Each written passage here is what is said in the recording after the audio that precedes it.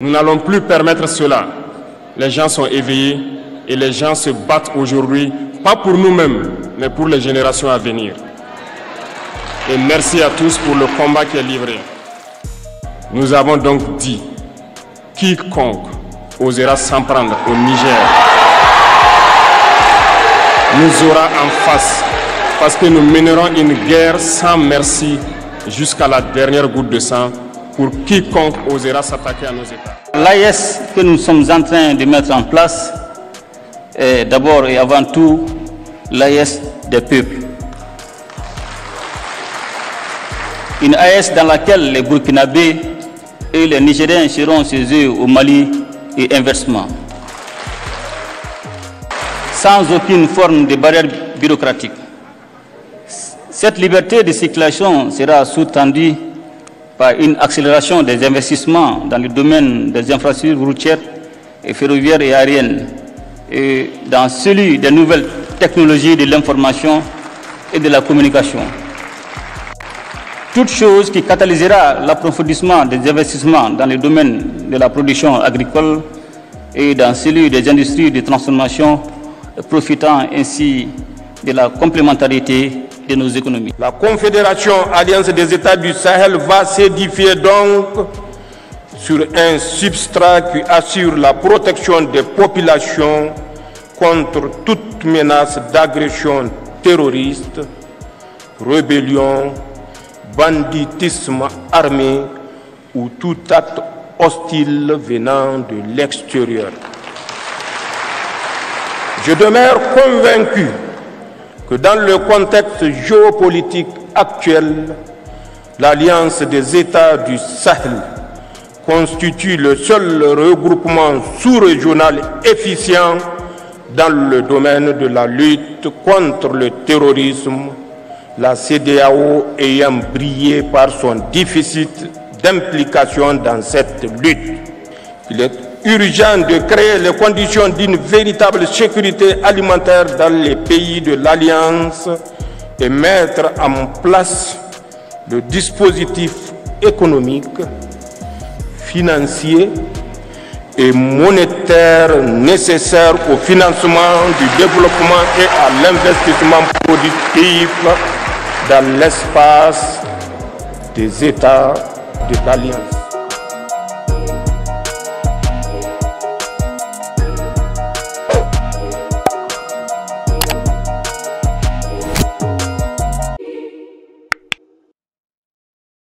Chers camarades, chers amis, bienvenue sur notre chaîne YouTube. Aujourd'hui, nous avons l'honneur de vous présenter un discours puissant et mémorable prononcé le 6 juillet 2024 ici à Niamey, au Niger. Ce jour marque une étape cruciale dans l'histoire de l'AES, l'Alliance des États sahéliens. À la fin de ce discours que nous avons le privilège de reprendre, nous vous ferons 4 remarques sur le président Ibrahim Traoré. Suivez la vidéo jusqu'à la fin et partagez avec nous surtout votre propre remarque dans les commentaires. C'est parti. Camarades membres des différents gouvernements de l'AES, chers participants au premier sommet des chefs d'État de l'AES, bonjour. C'est un immense plaisir et un honneur de nous retrouver ici aujourd'hui, une date bénie, une date mémorable, le 6 juillet 2024, ici à Niamey. Avant tout propos, rendons grâce à Dieu qui a permis à ce que ce jour soit. Nous lui disons merci pour tout ce qu'il a pu faire pour nous jusqu'aujourd'hui et tout ce qu'il fera pour le peuple de l'AES. Permettez-moi également de rendre hommage au peuple nigérien, ce peuple qui a tant souffert depuis l'avènement du CNSP et qui continue de rester debout. Merci au peuple nigérien qui nous a réservé un accueil chaleureux hier lorsque nous avons foulé le sol de notre patrie ici. Vous êtes plus que des amis, vous êtes plus que des voisins, vous êtes nos frères, vous êtes nos sœurs, parce que la fraternité va au-delà de l'amitié du voisinage. Nous avons le même sang qui coule dans nos veines. Dans nos veines coule le sang de ces vaillants guerriers qui ont combattu et qui ont préservé cette terre que nous appelons Mali, Burkina, et Niger.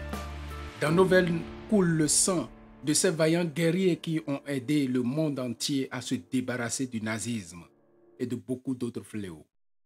Dans nos veines coule le sang de ces vaillants guerriers qui ont été déportés d'Afrique vers l'Europe, l'Amérique, l'Asie et je ne sais encore, et qui ont contribué à construire ces États pendant l'esclavage. Dans nos veines coule le sang d'hommes dignes, d'hommes robustes, d'hommes debout. Et pour cela, soyons-en fiers et soyez remerciés d'être ressortissants de l'AES. L'Afrique, ce continent qui a tant souffert et qui continue de souffrir du fait des impérialistes. Ces impérialistes n'ont qu'un seul cliché en tête. L'Afrique est l'empire des esclaves. C'est comme ça qu'ils voient l'Afrique. Pour eux, les Africains les appartiennent, nos terres les appartiennent, nos sous-sols les appartiennent. Ils n'ont jamais pu changer de logiciel jusqu'à aujourd'hui. C'est déplorable. Mais comment procèdent-ils? C'est malheureusement depuis ces années 60 où ces simulacres d'indépendance ont été donnés à l'Afrique. Ils n'ont juste fait que placer des valets locaux à la tête, selon eux, de leur sous-préfecture pour pouvoir continuer à les alimenter. Ces valets locaux que nous allons qualifier aujourd'hui d'esclaves de salon n'ont d'autre repère que de chercher à vivre comme le maître, à satisfaire le maître et à faire tout ce que le maître lui dicte. Ils volent, ils pillent nos États, amènent tout chez le maître et leur richesse est conservée chez le maître. Ils font tout pour vivre comme le maître et toujours le satisfaire. Lorsque le maître commande, ils exécutent. Savez-vous qui sont ces esclaves? Eh bien, nous allons vous expliquer ce que c'est. Ce sont des individus qui n'ont aucune dignité, qui n'ont aucune morale, qui n'ont aucune personnalité. Mais le maître esclave a toujours su identifier ces individus. Ils sont toujours prêts à trahir leurs frères pour satisfaire le maître. Ils nous ont trahis depuis l'indépendance et d'autres continuent jusqu'aujourd'hui à nous trahir au profit de leur maître. Ces individus continuent toujours, contre vents et marées, à aider le maître à piller l'Afrique. Ils se plaisent à le dire à chaque année dans leurs sondages économiques. Le Burkina est le pays le plus pauvre, le Mali est le pays le plus pauvre, le Niger est le pays le plus pauvre. Nous sommes classés parmi les derniers. Très bien, si nous sommes aussi pauvres qu'ils le disent, mais quand il est venu le moment de prendre nos responsabilités, nous avons demandé à ce maître de quitter les lieux. Pourquoi ne veulent-ils pas partir? Lorsque nous prenons le cas du Niger, depuis plus de 40 ans, certains pays exploitent l'uranium pour produire de l'énergie chez eux. D'Ottawa jusqu'à Paris, les rues sont illuminées. C'est la lumière. Mais au Niger, c'est l'obscurité qui nous a servi. Lorsque vous partez dans nos États, nos sols sont troués de toutes parts pour rechercher les métaux précieux tels que l'or. Mais souvent, il n'y a même pas la moindre route accessible pour atteindre les zones où ils exploitent l'or. Encore moins certains services sociaux de base. Voilà pourquoi nous avons décidé de nous révolter et de prendre le destin de nos pays en main. Il y a bien d'autres exemples, mais lorsque nous avons décidé ainsi, nous avons été rapprochés par certains esclaves pour nous passer le message de leur maître, parce qu'ils avaient créé cette sorte de chaîne polymère qui se relève à la tête de nos États pour les asservir. Et nous sommes venus briser la chaîne. Et c'est inconvenable pour eux. Ils nous ont donc approchés et nous ont demandé de rentrer dans les rangs pour faire partie de l'élite qui doit diriger l'Afrique, parce qu'ils ont une élite formée et formatée qu'ils doivent suivre, qui sont incrustés dans cette chaîne-là. Nous avons refusé de rentrer dans leur rang et dès lors, les hostilités ont commencé. Ils ont fait fourvoyer dans nos zones plusieurs mercenaires, des formateurs. Les agents sont descendus dans le Sahel pour espérer mener des attaques barbares, lâches, contre nos populations, espérant les révolter. En plus de ces attaques sur le terrain, les attaques communicationnelles, la manipulation, la désinformation battent son plein dans leur rang. Mais les peuples du Sahel ont compris et plus jamais on ne pourra les manipuler. Ils savent d'où ils viennent. Ils savent ce qu'ils font et ils savent où ils... Nous n'allons plus permettre cela. Les gens sont éveillés et les gens se battent aujourd'hui, pas pour nous-mêmes, mais pour les générations à venir. Et merci à tous pour le combat qui est livré.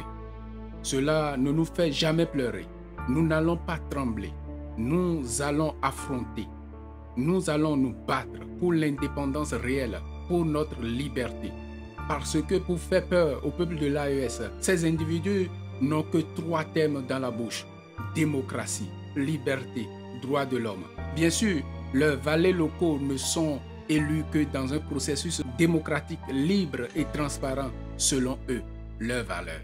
Quoi de plus normal qu'on veuille nous imposer cela parce que c'est eux qui édictent les règles. Très bien, nous avons décidé de nous assumer.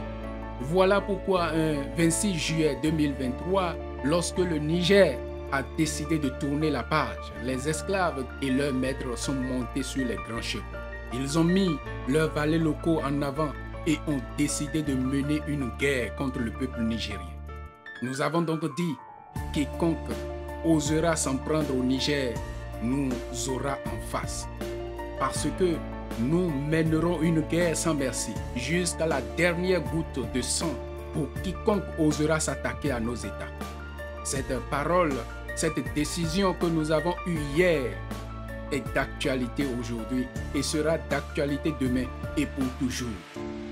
Ainsi naquit l'AES le 16 septembre 2023 dans une architecture de défense mutuelle. Mais nous avons jugé nécessaire de prolonger et d'agrandir l'architecture de l'AES. Ce qui nous a rassemblés aujourd'hui doit nous permettre d'aller sur d'autres terrains en plus de la défense, notamment la finance et l'économie, les infrastructures, la santé, l'éducation, bref, j'en passe. Je souhaite donc que ce moment soit pour nous une histoire que nous allons écrire pour l'AES, mais surtout pour l'Afrique et pour le monde entier. Que Dieu illumine tout un chacun de nous. Que Dieu nous inspire dans ces tâches qui nous sont confiées et surtout que nous faisons tous nos travaux, que nous ayons en tête une seule chose, l'intérêt supérieur de nos populations. Sur ce, nous prions encore une fois de plus que Dieu nous accompagne tous dans nos différentes tâches, qu'il protège nos combattants grâce à qui nous pouvons nous permettre d'être ici assis et d'échanger autour de l'avenir de nos États. Soyez donc remerciés une fois de plus, peuple nigérien. Soyez unis et solidaires, peuple de l'AES. La patrie ou la mort, nous vaincrons. Très chers amis, avant de terminer cette vidéo, j'aimerais que nous retenions un certain nombre d'éléments par rapport au discours de notre président Ibrahim Traoré. Oui, l'importance du sommet des chefs d'État de l'AES n'est plus à démontrer. Alors, focalisons-nous sur quelques constats par rapport à ce président que nous aimons bien. La première chose, nous avons noté sur le président Ibrahim Traoré est que c'est un homme qui parle du fond du cœur. Vous avez sans doute constaté que en prononçant son discours, il n'a pas de papier devant lui, de documents devant lui qu'il lit. Il parle directement du fond de son cœur. Et vous savez, lorsque un leader s'adresse à son peuple ou à un public avec son cœur, le message touche le cœur de ce peuple. Et il n'est pas étonnant que à toutes les sorties de ce président, ces discours ont du succès. Ces discours ont un impact. Deuxième constat que nous avons fait, c'est que c'est un président qui produit du résultat. Nous ne disons pas ici que les autres présidents de l'AES ne produisent pas du résultat, mais la particularité du Burkina Faso saute à l'œil. Depuis que le président Ibrahim Traoré a pris les rênes du pouvoir au Burkina Faso, les choses n'ont pas cessé de bouger. Que cela soit sur le plan sécuritaire, économique, le social, nous voyons que tout bouge au Burkina Faso. Troisième constat, il met au-dessus de tout l'intérêt supérieur de la nation. Il met devant l'intérêt supérieur du peuple. Et c'est ce qui fait sa force. Au quatrième constat, il dégage de plus en plus de la maturité.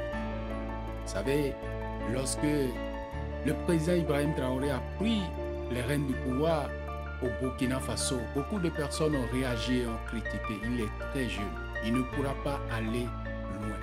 Mais quelqu'un a dit un jour, aux âmes bien nées, la valeur n'attend point le nombre des années. Et le président Ibrahim Traoré en est la preuve vivante.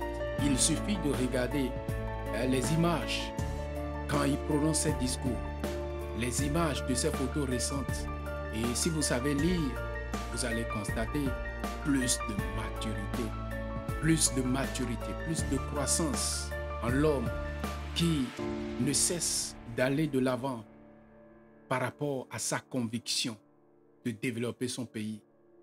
Non seulement son pays, mais d'aider les pays membres de l'AES, d'apporter sa pierre à l'édifice afin que l'Afrique puisse résolument sortir de sa pauvreté honteuse.